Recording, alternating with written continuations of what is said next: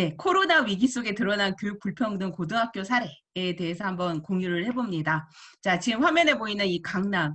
우리가 아이들을 낳아서 키우는데 우리 자녀가 나중에 서울연고대 가서 강남 구민이 되면 좋겠다라는 생각을 아마 전국의 많은 국민들이 하고 있지는 않을까 뭐 이런 생각이 듭니다. 그러다 보니 우리의 어떤 지역사회가 소멸되어가는 이런 현상들이 가속화되고 자기 지역에 대해서 그닥 소중함을 못 느끼고 살아가는 이런 교육 체제가 계속 되지는 않을까. 그래서 우리가 제가 강남에 살지 않으면서도 거기에 대한 불평등을 느껴가면서도 강남을 계속 뭔가 바라는, 어떻게 보면 우리가 가지고 있는 이 처지나 상황을 인정하지 못하고 계속 나는 저 위에 갈 거야 라는 그러한 생각을 우리가 갖고서 살아가는 인생이지 않을까라는 게 때로는 되게 구슬프기도 합니다. 자, 코로나19 때문에 뭐 불평등이 나타났다라고 하는데, 코로나 그러면 19 이전에는 평등했을까? 평등했다, 불평등했을까?라고 본다면 그렇지는 않다라는 생각이 들어요. 이제 아까 전에 급하게 만들어 봤는데요. 우리는 과연 지금 평등을 논하고 있는데 평등을 실천하고 있는가? 이걸 한번 생각해 봤으면 좋겠어요. 일반고등학교에 지금 21년째 근무를 하고 있는데 우리 반에 장애 학생이 있다라고 했을 때 그 부담감, 그다음에 우리 반에 다문화 학생이 있다라고 했을 때 그 부담감, 아니면 탈북 학생이나 취약계층이 많다라고 했을 때 그 부담감은 굉장히 클 거라고 생각을 해요. 그리고 뭔가 이 학생들을 대상으로는 우리가 뭔가 더 신경 써야 되고 내가 더 너무 에너지가 많이 소모가 될 거다라는 그런 불안감들이 있지는 않을까. 우리가 이 학생들을 똑같이 평등하게 바라보고는 있었는가라는 생각을 좀 해볼 수 있었습니다. 그래서 이제 제가 볼 때는 코로나19 이전부터 불평등은 있었지만 코로나19 이후에 이 불평등이 더 커지게 느껴지지는 않았을까라는 생각을 하는데요. 과연 누가 이러한 현상을 만들었고 왜 이러한 현상이 나타났을까요? 뭐 불평등의 원인은 뭐 여러 가지로 찾아볼 수 있지만 우리 자신 스스로가 이 불평등을 만들어냈을 거다라는 생각을 합니다. 자, 이제 학부모 같은 경우에도 우리가 워낙 서열화된 체제 속에 살다 보니 자녀의 성공은 부모의 성공이 되고 상대적인 성공, 내가 얼마나 성공했느냐가 중요하지 않고 남보다 더 성공했느냐가 되게 중요하다. 이런 생각을 할 수밖에 없는 세상 속에 또 살고 있다라는 거죠. 그래서 공존보다는 생존, 사교육 의존도는 계속 상승하게 됩니다.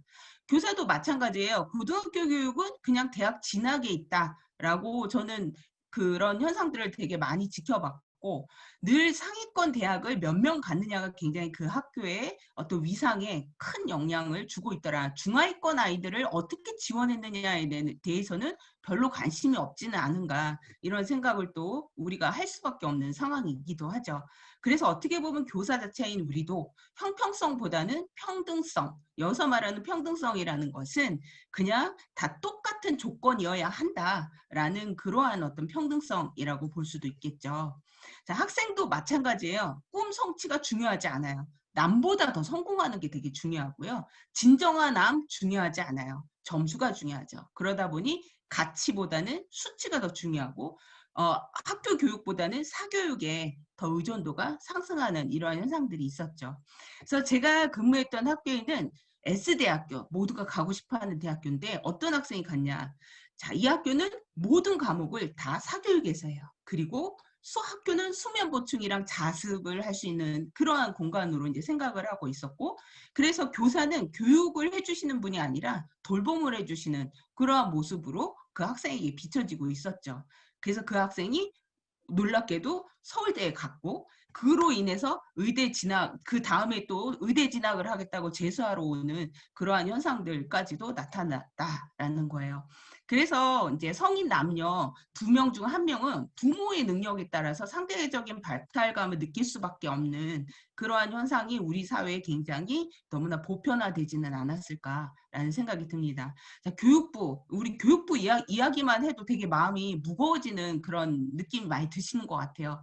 맨날 정책이 자충우돌하죠. 뭐 협치하는 게 아니라 눈치를 보고 있고, 다음에 공정성에 있어서도 뭐가 공정성인지 잘 모르지는 않을까. 그냥 줄을 똑바로 세우는 그런 공정성에만 너무 치중해 있지는 않은가. 보장적 측면에서의 어떤 공정성은 어디로 갔는지 잘 모르겠다. 그리고 늘 결론은 국민의 뜻을 겸허히 따르겠다라고 합니다. 그래서 우리의 교육은 계속 표류하고 있지는 않을까라는 그런 생각이 드는데요.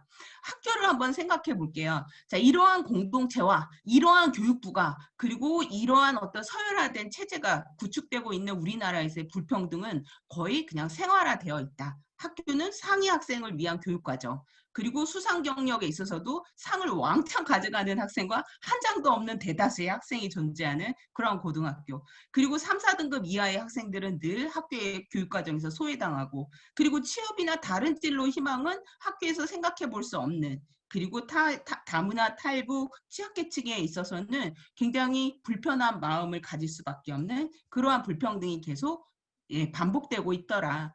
그래서 이제 또 생각해 보면 학교는 제가 인문계 고등학교에서 느끼는 감정은요, 이 돌봄의 장소이지 않을까라는 생각이 들어요. 지금 뭐 초등에서만 돌봄하는 게 아니라 고등학교에서도 돌봄하고 있습니다.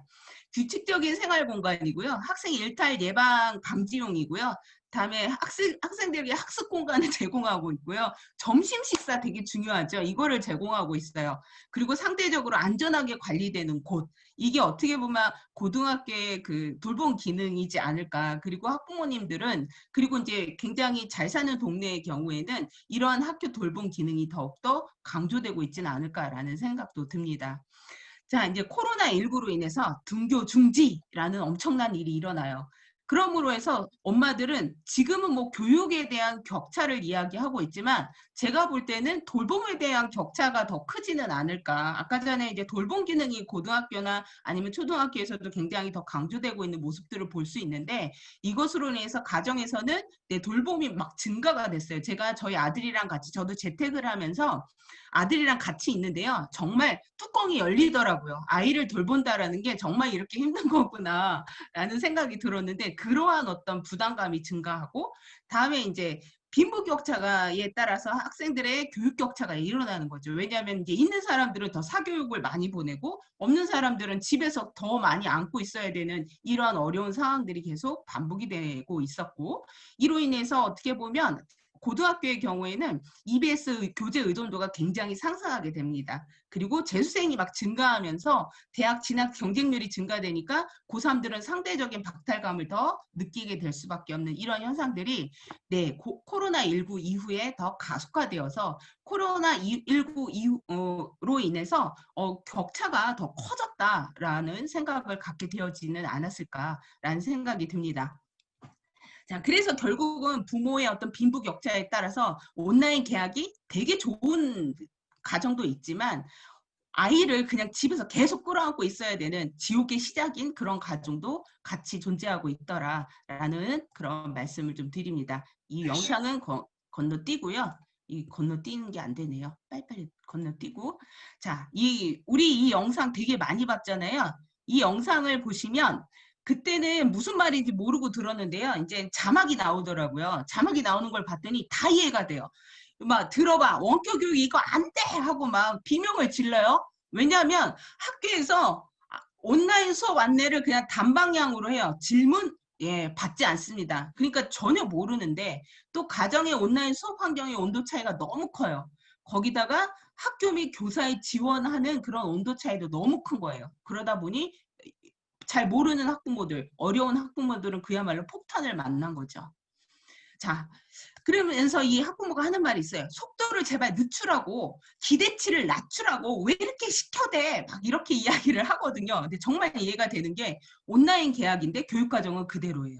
우리가 위기 대응 교육과정이 없어요. 아일랜드 같은 경우에는 이러한 교육과정을 구축하고 있는데 우리 교육과정 그대로 하죠. 그리고 심지어 교사법, 학습 방법도 그대로이고 평가 방법도 그대로죠. 그러다 보니 등교하면 계속 평가를 해요. 그래서 이제 아이들이 등교가 너무 두렵다는 거죠. 선생님이 막 하루에 두세 개씩 시험을 보게 되니까.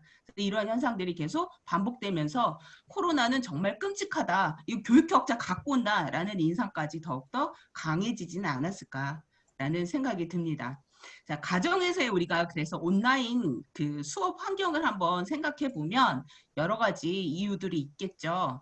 자, 온라인 학습 도구도 있고 없고, 그리고 어떤 수준으로 보유하고 있느냐도 되게 중요하고요. 보호자가 있느냐 없느냐도 중요하고요. 학생이 자기 주도적으로 할 수 있느냐 없느냐도 중요하고, 네. 그리고 아이들은 미디어와 온라인 게임에 굉장히 무방비로 노출되어 있는 이런 상황들이 벌어지고 있더라. 제 아들도 네, PC방에 가더라고요. 그래서 이제 이런 현상들 속에서 우리 고등학교 온라인 수업은 어땠지? 라고 생각을 해보면 이렇게 정리해 볼 수 있어요. 수업 목표는 온라인상에서 여전히 수능 최고 성적 취득이었고요. 수업 내용은 EBS 수능 교재였고요. 수업 방법은 문제식 강의 였고요. 문제식 풀이식 수업 방법은 몰라 같았어요. 그래서 이렇게 보면 고등학교 온라인 수업이나 고등학교 등교 수업이나 별반 차이가 없었다라는 거죠. 그렇지만 이런 학교라는 곳에서의 어떤 돌봄 기능에 있어서의 예, 차이가 그 온라인에서의 어떤 격차를 더 크게 가져왔다라고 하는 인상을 주지는 않았을까라는 저는 뭐 그런 생각을 해봅니다. 그래서 교육다운 교육을 위해서 그래도 뭔가 해결 방법이 있어야 되잖아요. 제발 고등학교에서 문제집 풀이 좀 안 했으면 좋겠습니다. 네, 그리고 학생의 삶과 연계된 교육과정. 우리가 집에 있으면 집에서 연관되는 교육을 할 수 있는 그런 교육과정을 마련해야 되는데 그렇지 못했다라는 거. 그리고 모두를 포용할 수 있는, 그리고 위기가 기회가 되고 돌봄보다는 정말 교육이 중심이 되는 그런 학교 교육을 기대하면서 오늘 발표를 마치도록 하겠습니다. 감사합니다. 네. 예, 감사합니다.